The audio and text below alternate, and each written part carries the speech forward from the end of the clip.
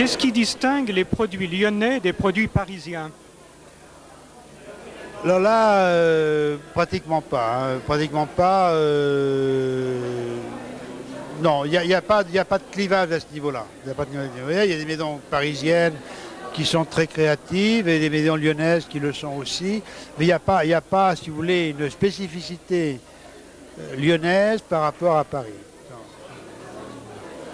Par contre, nous avons quand même, dans la région lyonnaise, euh, un nombre d'industries implantées qui représentent un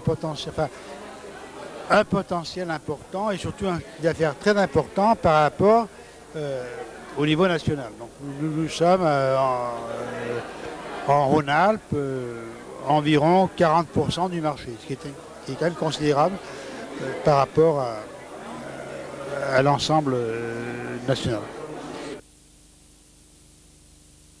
En Rhône-Alpes, vous avez à Lyon, enfin Lyon, Rieux, mais enfin Rieux c'est Lyon, hein.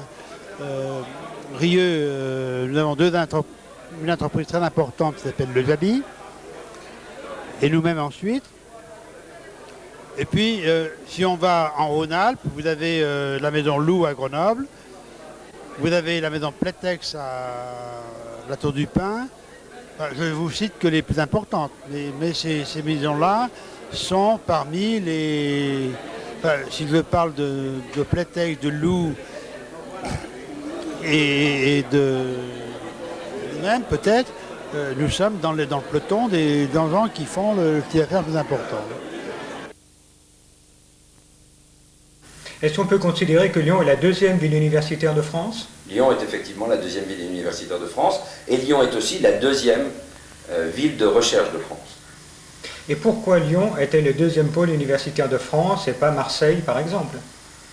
Bon, parce que Lyon est la deuxième agglomération de France, parce que Lyon est le deuxième pôle industriel français et qu'il y a eu depuis très longtemps une tradition de relations extrêmement forte entre l'université et la recherche, avec des imbrications, et la recherche industrielle, avec des imbrications telles qu'aujourd'hui, nous voyons fleurir en région lyonnaise des laboratoires mixtes, financés pour partie par le Centre national de la recherche scientifique et pour partie par les industriels. C'est vrai pour Mérieux, c'est vrai avec Rhône-Poulenc, c'est vrai avec l'Institut de la Catalyse et Elfera. Donc, un foisonnement de relations entre l'industrie et la recherche. Alors nous avons effectivement en région lyonnaise 4 universités et puis 13 grandes écoles. Alors comme je m'adresse à des étrangers, je vais expliquer. Grandes écoles, ce sont des instituts donc, de formation supérieure, c'est le terme français pour expliquer école d'ingénieur ou business school, école de commerce. De commerce, où j'ai été piégé par le terme. Et il y a aujourd'hui de l'ordre de 55 000 étudiants dans les 4 universités, 7 000 étudiants dans les grandes écoles, et au total, 80 000 étudiants qui sont dans l'enseignement supérieur post-baccalauréat. Nous avons en région lyonnaise aujourd'hui 450 laboratoires publics, 456 exactement, laboratoires publics, dans des domaines aussi variés que la biologie, où nous sommes très très bien placés, biotechnologie, les matériaux, c'est certainement le deuxième pôle de matériaux en France, recherche sur les textiles techniques, sur les matériaux composites, mais aussi, et on l'oublie toujours, on parle que des sciences dures, on oublie toujours les sciences molles, qui sont les sciences humaines. On a le premier centre de recherche en gestion, avec l'Institut de recherche sur l'entreprise, qui dépend de l'École supérieure de commerce. On a le premier laboratoire qui est en transport, qui est le laboratoire d'économie de transport, un laboratoire en ergonomie, et puis dans les recherches anciennes, la Maison de l'Orient, qui est très importante, qui fait des recherches sur tout le bassin méditerranéen. Alors, il faut expliquer en 2 mots ce qu'est l'école normale supérieure. C'est le plus haut niveau d'enseignement supérieur en France, c'est l'équivalent de l'école polytechnique. C'est un enseignement qui, au départ, était tourné vers la formation de professeurs, qui est aujourd'hui tourné vers la formation de chercheurs, beaucoup plus que de professeurs. Et il nous a fallu 13 ans entre la première annonce, 1974, et l'implantation réelle de l'entreprise, de l'établissement, École normale supérieure, 1987, l'ouverture. Et ça a marché? Là, ça marche pas trop mal, on se plaint pas trop. Bon, si on arrivait à convaincre, où ça marche le moins bien, où on a le plus de mal, c'est clair, c'est dans l'administration. Hein. Nous n'avons pas réussi, pour l'instant, à avoir des services nationaux, des services d'administration centrale à Lyon. Par contre, en école, j'ai expliqué donc une fonction nationale avec l'ENS. En ingénierie, nous n'avions pas un emploi en ingénierie nucléaire en 1979 à Lyon. Nous en avons aujourd'hui de l'ordre de 2000, en ayant attiré le centre d'ingénierie nucléaire de l'EDF et le centre d'ingénierie nucléaire de Framatome. Et aujourd'hui, ces deux font de l'ordre de 2000 emplois. Bon. Alors c'est un domaine où nous sommes bons, où je dirais même que nous sommes excellents, puisqu'on est reconnu aujourd'hui dans le monde entier comme étant ceux qui maîtrisons le mieux le nucléaire, et notamment la maintenance nucléaire. Ça a marché donc dans ce domaine, ça a marché aussi dans les sièges sociaux, j'en ai cité quelques-uns. Par contre, c'est vrai que nous nous heurtons à la culture de l'État et la culture ce qu'on appelle en France les grands commis de l'État, hein, les énarques et les polytechniciens, qui ne conçoivent pas autre chose qu'une localisation en région parisienne. Le jour où, ayant attiré les services d'ingénierie nucléaire, on a été voir le directeur de la sécurité des centrales au ministère de l'Industrie, il a dit, mais écoutez, vous rêvez, je ne me suis pas battu pendant des années pour ne pas être transféré d'une rue, pour accepter que vous nous emmeniez à 400 km. Il n'y avait pas question, je reste à Paris. Bon, ça c'est vrai que c'est un domaine où nous avons encore à nous battre sur une tradition de centralisation nationale qui est extrêmement forte. Mais pour le reste, je crois qu'on a pas mal gagné en matière de services. On a pas mal gagné.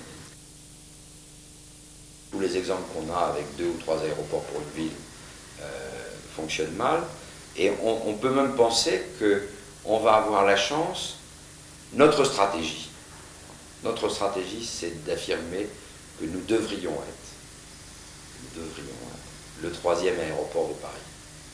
Il y a un projet à Paris qui est au nord de la région parisienne, on est en train de se battre contre ce projet. Et ceci peut fonctionner très bien grâce au TGV. Hein, puisqu'en fait, les Parisiens pourraient prendre le train à l'aéroport de Satola. Ils auront mis 1h30 pour accéder à l'aéroport. Aujourd'hui, pour aller à Roissy, ils mettent combien? Ils mettent 1 heure. Là, à partir de la gare de Lyon, ils auront mis 1h30, 1h40, et ils seront à l'aéroport de Satola. On peut donc penser qu'on a de nombreux atouts pour être le 3e aéroport, bien qu'on soit à 400 km. Mais parce qu'on a le TGV, et que le TGV avec la nouvelle ligne, et avec les nouvelles machines, vous savez que sur Paris-Lyon, il roule à 260, sur l'ouest, il roule déjà à 300 à l'heure. Avec les nouvelles machines, on peut penser qu'on aura plus de 300 à l'heure. Plus de 300 à l'heure, et il y aura 430 ou 450 km. Donc on est à une distance tout à fait acceptable pour attirer et jouer un rôle, une fonction nationale en matière aéroportuaire. Aujourd'hui, on est dans un système où, sous prétexte de vouloir maintenir ce qui est absolument indispensable, personne ne le conteste, une fonction de capitale mondiale à Paris, on laisserait s'y localiser n'importe quelle activité sans lui faire payer le coût lié à son implantation. On est dans un système aberrant où la France paye la localisation et les facilités d'implantation des entreprises en région parisienne. Ça, c'est inadmissible. Toute notre stratégie aujourd'hui politique, alors là, très clairement politique, c'est de dire on ne remet absolument pas en cause la fonction de capitale de Paris. Et même si Paris peut jouer le rôle de capitale européenne, il faut que Paris puisse le jouer. Mais pour que Paris puisse le jouer, il ne faut pas que Paris soit encombré par un certain nombre de fonctions qui n'y ont pas leur place. Ou qu'on réalise à Paris le 256e musée. Ça ne sert à rien. Ça ne sert à rien. Faisons en sorte que les fonctions culturelles se répartissent plus et que nous ne soyons pas dans un traitement tel que le traitement qu'on vient de connaître pour l'opéra. où pendant le même temps que les autorités nationales dépensaient 4 milliards pour réaliser un splendide opéra en région parisienne, et je ne suis pas contre l'opéra de la Bastille. L'opéra de la Bastille est un très bel opéra, qui coûte quand même 400 millions en exploitation par an. Bon. Et pendant le même temps, Lyon veut faire un opéra, et là, on lui donne la bagatelle de 1%, c'est-à-dire 40 millions, pour faire son opéra qui en coûte 400.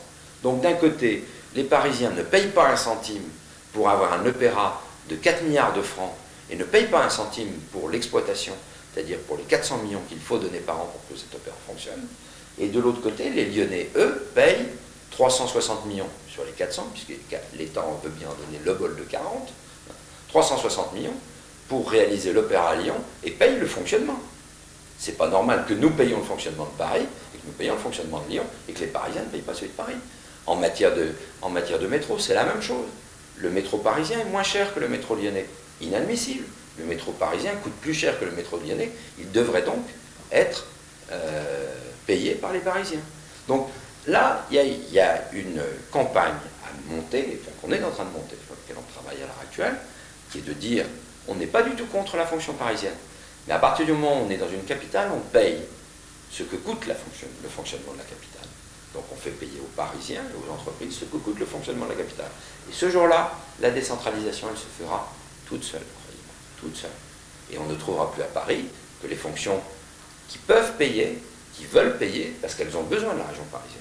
Mais combien n'ont pas besoin de la région parisienne et ils viennent par culture, ou ils restent par culture.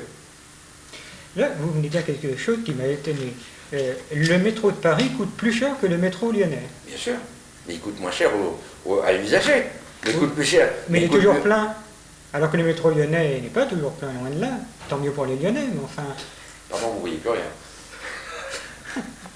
Il coûte bien plus cher. Tous les RER qui sont à faire, tous les RER, pardon. Si je parle par sigle, alors plus personne ne comprendra rien.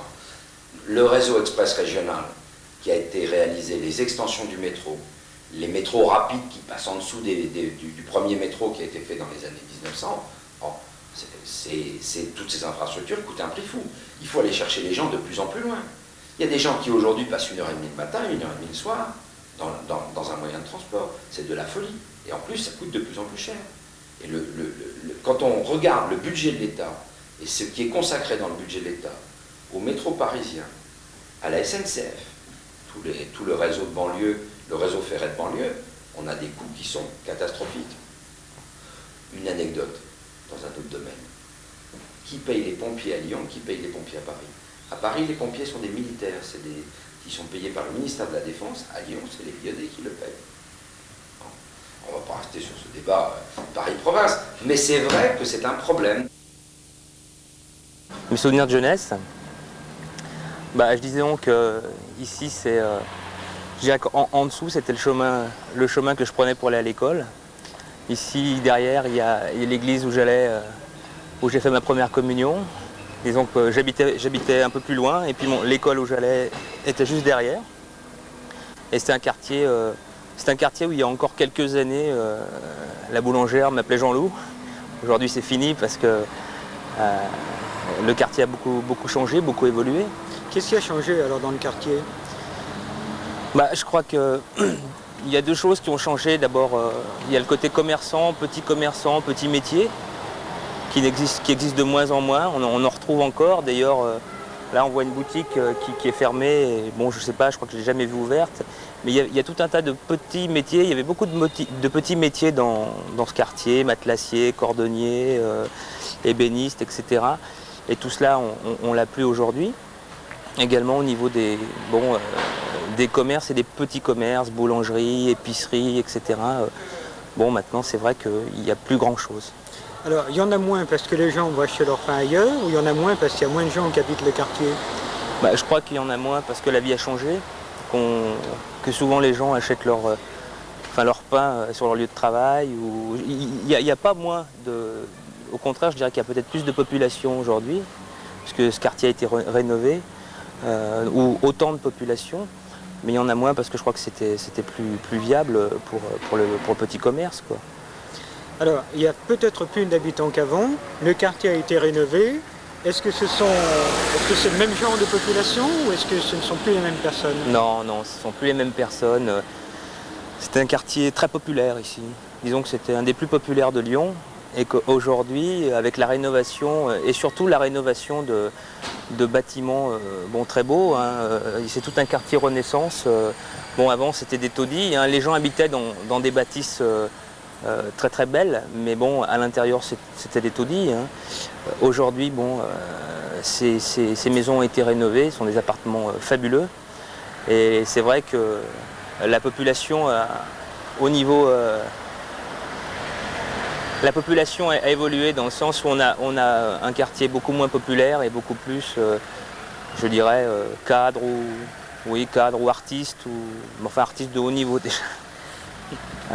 Mais alors, moi je me pose la question, on nous a déjà dit cela à propos de la Croix-Rousse avec les Traboules, Oui. également pour Saint-Jean. Alors, où vont les gens qui habitaient ici avant? Ah mais c'est simple, ces gens ils vont en banlieue. C'est-à-dire que toutes les... on le voit très bien d'ailleurs, on le voit très bien si on regarde un plan de Lyon et de sa région, et donc de sa périphérie, on voit des UP qui sont nés, et si on les date, elles correspondent exactement au transfert de population. C'est-à-dire que ces gens-là sont allés habiter dans des habitations donc, moins chères, ou ont été expulsés, tout simplement. Bon, et ceux qui habitent là, où habitaient-ils avant? Ceux qui habitent là, où est-ce qu'ils habitaient? Je pense qu'ils habitaient, j'allais dire une bêtise, je pense qu'ils habitaient chez leurs parents et que ce sont des gens aujourd'hui qui ont entre 30, 35 ans, 40 ans. Quoi. C'est pas une population vieille qui habite là. C'est une population entre 30 et 40 ans. C'est peut-être les enfants des gens qui sont dans les banlieues maintenant. Je sais pas, moi j'ai pas vraiment étudié la question de très près, mais c'est vrai qu'en règle générale, c'est une population assez jeune quand même. Moi, c'est ce que je déplore, parce que je dis que quand il n'y a pas de grand-mère dans les quartiers, il n'y a plus de quartier. Et bon, pour la Croix-Rousse, c'est la même chose, quoi. Les grand-mères sont expulsées. Bon, c'est vrai qu'elles avaient des immenses... Qu'on a encore à Lyon des personnes âgées qui ont d'immenses appartements pour des loyers, mais vraiment ridicules. Et que, bon, un propriétaire, il faut aussi se mettre du côté du propriétaire. Hein, je veux dire, il n'y a pas que... Un propriétaire, aujourd'hui, qui loue, et c'est vrai, un appartement... pour donner un chiffre, 1200 francs par trimestre ou 800 francs par trimestre, alors qu'il pourrait louer cet appartement 3000 ou 4000 francs par mois, bon lui, à la limite, il perd de l'argent. Il perd de l'argent parce qu'il faut bien qu'il entretienne. Donc tout le problème est là. Hein. Alors, on disait avant, je crois qu'on ne le dit plus, enfin on verra bien ce que tu me diras, on disait que le public lyonnais était froid. C'est ce qu'on dit, oui. Comme je suis lyonnais, je ne sais pas. Mais c'est ce qu'on dit, c'est ce qu'on dit toujours. On dit que bon, si on réussit à Lyon, on réussit à Paris. Je sais pas. Bon, la froideur des Lyonnais, c'est le grand leitmotiv bon, qui revient très souvent. Je pense pas que les Lyonnais soient froids. Je pense que les Lyonnais ne se livrent pas aussi facilement que des gens du Midi, ou peut-être parce qu'on vit plus fermé, parce que c'est peut-être une question de temps tout simplement, on a moins l'occasion de rencontrer des gens, on a moins l'occasion d'être aux terrasses des cafés, il fait pas beau comme dans le Midi, enfin je sais pas, là je dis un peu ce qui me vient comme ça. Alors tu as justement dit ce que je voulais te faire dire, parce que je suis très étonné, j'ai vécu souvent dans le nord de la France, je suis très étonné qu'on compare toujours Lyon à la Méditerranée. Ouais. Pour faire la différence, pour moi qui viens du Nord, je suis lyonnais, mais j'ai vécu 15 ans dans le Nord, pour moi les Lyonnais sont des Méditerranéens, ils font du bruit, ils s'expriment, et je ne trouve pas froid, au contraire, je trouve qu'ils sont même un peu bruyants. Oui. Or, il y a quand même plus de gens en France qui vivent dans le Nord que dans le Sud. Pourquoi faut-il toujours comparer au Midi, qui n'est qu'une toute petite partie de la France? Ça m'a toujours beaucoup étonné. Parce que je crois qu'il y a un mythe du Midi, à la fois au niveau de la littérature, ensuite qui a été relayé par le cinéma, et c'est vrai qu'on a toujours montré le Midi comme ça. Est-ce que c'est une image? Ça. Oui, la guerre. Mais bien sûr, mais c'est ce que j'ai dit, est-ce que c'est une image d'Épinal ou est-ce que c'est vrai? c'est vrai qu'on a, on a, nous Français, cette image. 30 ans de retard dans la tête. Peut-être, oui, peut-être. Moi je dis pourquoi. Je crois qu'on nous l'a imposé. Moi je le crois. Sincèrement, moi je ne le crois pas. Je ne le crois pas parce que le midi, je trouve pas que les gens soient plus sympas. C'est pas vrai. Mais c'est vrai qu'on nous l'a imposé et qu'on vit avec, quoi. Je dirais qu'on a du mal à se détacher de... Est-ce que ce ne serait pas un mythe apporté par les Parisiens? Parce que pour les Parisiens, il y a Paris et les vacances. Oui. Les vacances, c'est le midi. Comme tu le disais tout à l'heure, on traverse le tunnel de Fourvière, ça n'existe pas. Ça n'existe pas puisque c'est entre chez soi, à Paris, et en vacances au bord de la Méditerranée. Mais c'est peut-être un mythe apporté par les Parisiens. C'est peut-être un mythe apporté par les Parisiens. Parce que, en tant qu'acteur, moi, j'ai souffert. J'ai fait un conservatoire et on m'a dit tu as l'accent lyonnais. Bon, et l'accent lyonnais, il n'y a rien de pire que l'accent lyonnais pour un Parisien. On est vraiment... c'est comme si on venait d'un... Il y a aussi l'accent alsacien, il y a aussi l'accent... D'accord. Oui, oui. Non, mais pour eux, c'est la même chose. Pour eux, c'est la même chose, oui, mais pour nous... l'accent de la province. Voilà, c'est l'accent de la province.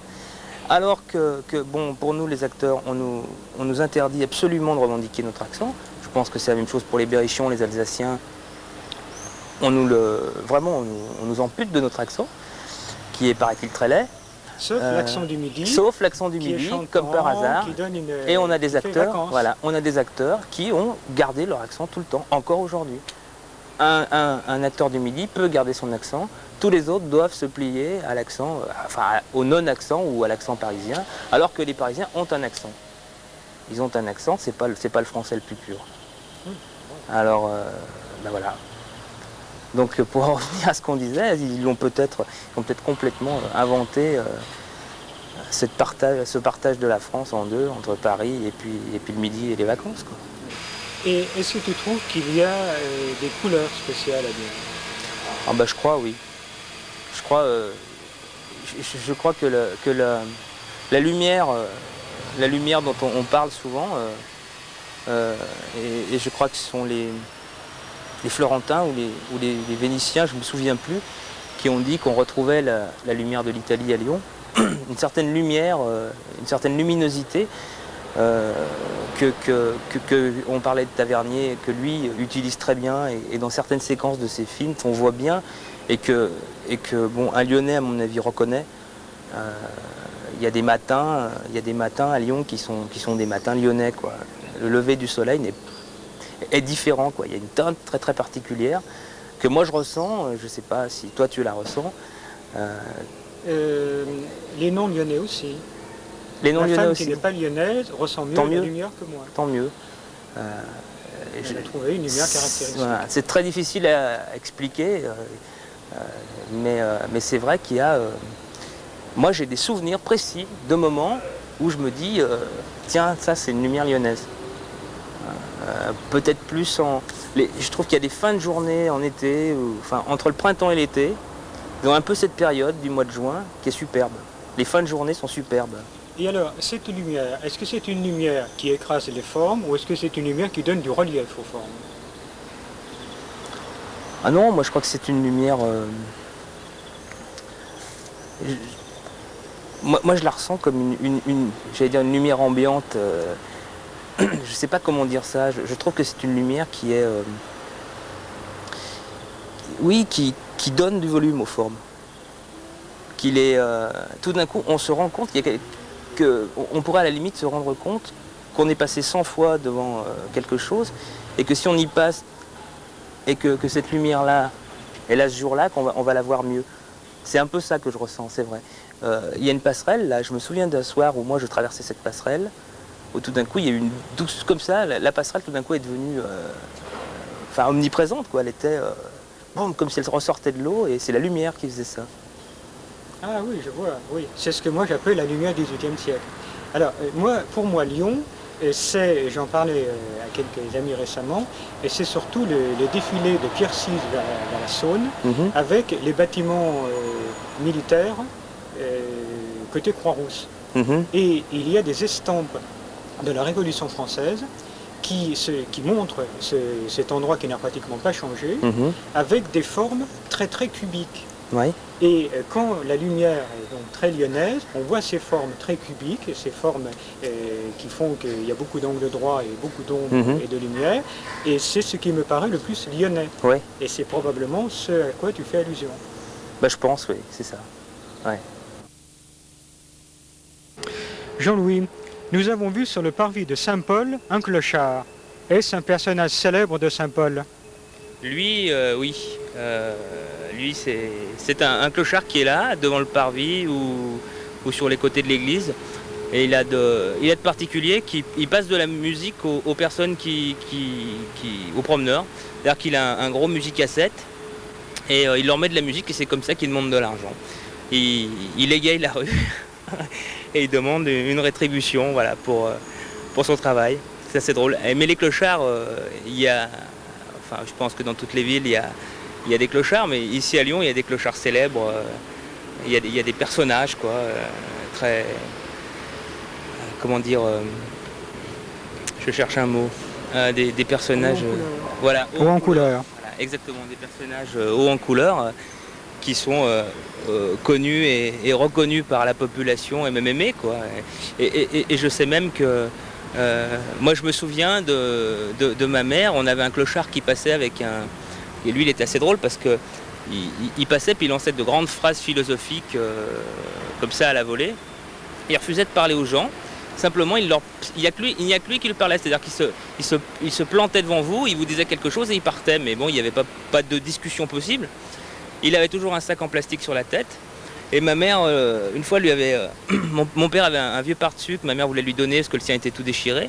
Et elle s'est approchée de lui et elle a voulu lui donner. Et puis il gueulait, il criait, il disait « Mais non, j'en veux pas !» Et puis il partait.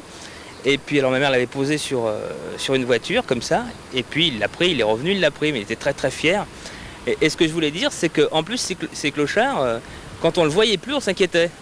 Ma mère me disait, on l'appelait Jules, nous, avec mes sœurs. On dit, tiens, on n'a pas vu Jules depuis une semaine, il est peut-être malade, ou lui est peut-être arrivé quelque chose. Puis quand on le revoyait, bah, ça allait bien. Et c'est assez drôle, quoi. Mais bon, ce sont des personnages... J'en ai connu un autre qui est une histoire un peu plus tragique. J'avais un copain on revient toujours au théâtre, c'est drôle. J'avais un copain qui avait un petit théâtre sur les quais un peu plus loin, derrière, et qui, la nuit... c'est un clochard, tous les clochards boivent quand même, faut le dire. Bon, et qui lui prêtait son théâtre pour dormir. Et je me souviens d'un soir où il était complètement saoul. Alors ce qu'on faisait, on le sortait du théâtre, on le mettait dans une voiture, et quand la représentation était finie, on le remettait sur la scène et il dormait. Et je dis que c'est une histoire un peu tragique parce qu'on l'a retrouvé mort un jour en revenant. Et c'était un clochard assez jeune en fait, quoi. Mais je sais qu'ils ont, disons, des réseaux de gens qui les aident, quoi, finalement. Et c'est comme ça qu'ils tiennent aussi.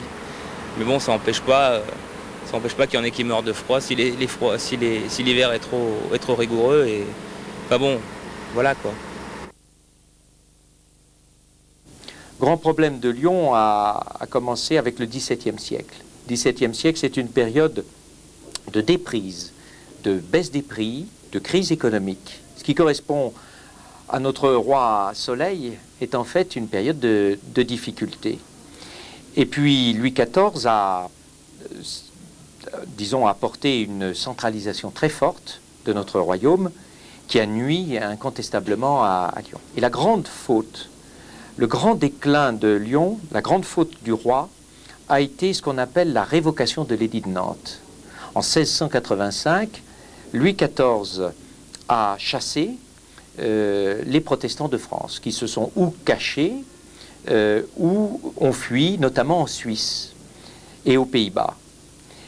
À Lyon, beaucoup de protestants étaient des banquiers.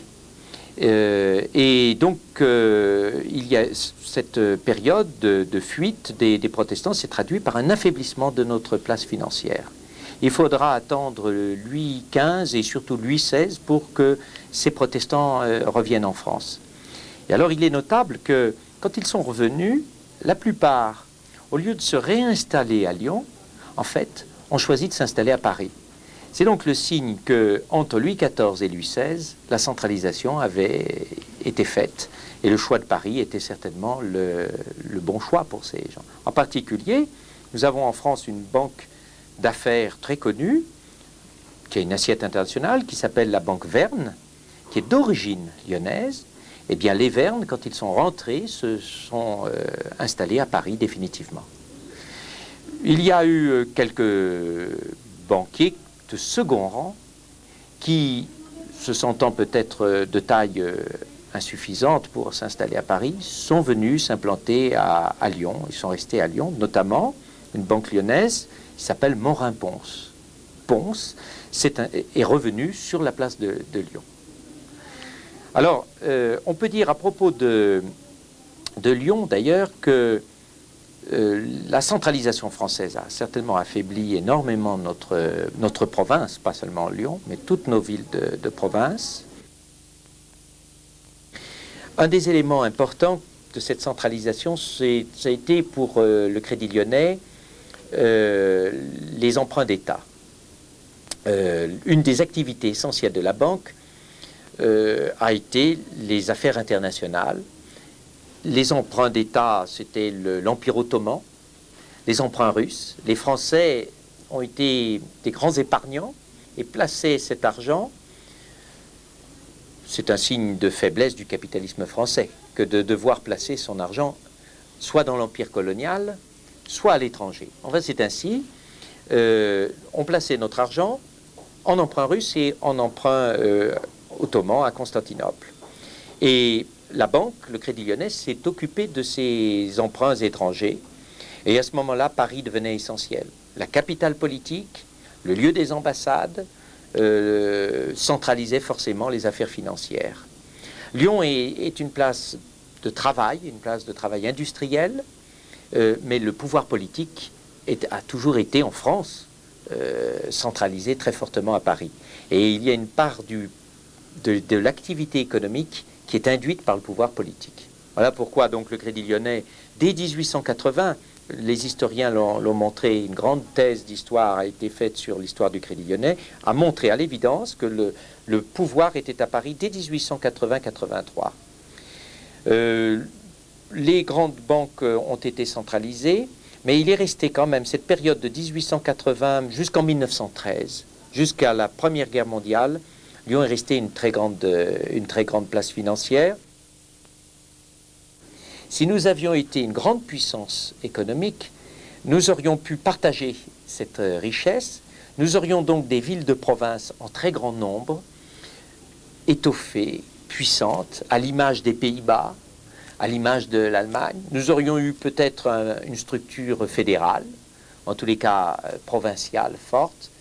La centralisation, la prééminence des classes politiques, du poids des idées politiques sur l'économique, en fait, la victoire des Jacobins sur les Girondins, c'est comme ça que l'on parle en France en évoquant la Révolution française, la victoire de Robespierre sur Danton, les Girondins c'est Bordeaux, c'est la région de Bordeaux, c'est notre province, la victoire des Jacobins sur les Girondins traduit en fait déjà la faiblesse de nos bourgeoisies de province. Et disons que nous sommes à Lyon ici, peut-être dans une des rares villes de province où la bourgeoisie a encore un poids, une certaine importance, a pu résister à Paris. Et donc chaque fois qu'il y a eu crise économique, nous nous sommes anémiés, nous nous sommes centralisés. Alors cette grande crise, vous savez, c'est 1932, la grande crise économique. La Deuxième Guerre mondiale est évidemment la traduction militaire, la défaite française de cette crise économique qui nous a affaiblis. Il faut peut-être nuancer ce que je viens de dire. Pendant la Deuxième Guerre mondiale, la France a été envahie, mais pendant un temps relatif, la France a été partagée en deux. Le nord de la France a été occupé et Lyon, dans le sud, était dans la France dite libre. Et Lyon a joué le rôle de capitale économique de cette France libre, de cette zone libre. Voilà. Et en particulier, certaines affaires ont préféré déménager leur siège social de Paris à Lyon, pensant pouvoir être un peu plus indépendants de l'envahisseur. En particulier, il y avait une grande compagnie d'assurance, la principale de France, qui s'appelait l'Union. Aujourd'hui, on l'appelle l'UAP, c'est toujours notre principale société d'assurance française, Union des assurances de Paris d'ailleurs. Eh bien, l'Union avait son siège à Lyon et pendant la guerre. Mais dès 1946, dans une France très appauvrie, avec une constitution qui favorise le rôle économique de l'État, 1946 en France, c'est une période de nationalisation et de renforcement du pouvoir central. Nous avons réussi d'ailleurs à reconstruire la force économique de la France grâce à l'État. Je faisais allusion à la faiblesse du capitalisme français. C'était donc l'État qui devait prendre en charge cette reconstruction. Qui dit État dit Paris, dans une structure totalement jacobine. Donc, 1946-1960, cette grande période de reconstruction de la France, eh bien, s'est traduite par le renforcement de Paris et l'affaiblissement de Lyon. La première réflexion institutionnelle de cet aménagement du territoire date des années 60, 1963, la création d'une délégation ministérielle, interministérielle, qui doit s'occuper de l'aménagement du territoire. Notez que, on est en France, l'aménagement du territoire, c'est-à-dire la répartition harmonieuse des forces productives, économiques de notre pays à travers nos provinces, eh bien, cette réflexion a été conduite par Paris. C'est une délégation interministérielle qui s'occupe de nos provinces. Mais enfin, c'est tout de même un départ. L'aménagement du territoire en France, qui est beaucoup plus tardif qu'en Grande-Bretagne, par exemple, commence réellement à partir de 1960, parce qu'on se préoccupe, dans cette nouvelle Europe qui s'esquisse, de la faiblesse de nos capitales provinciales.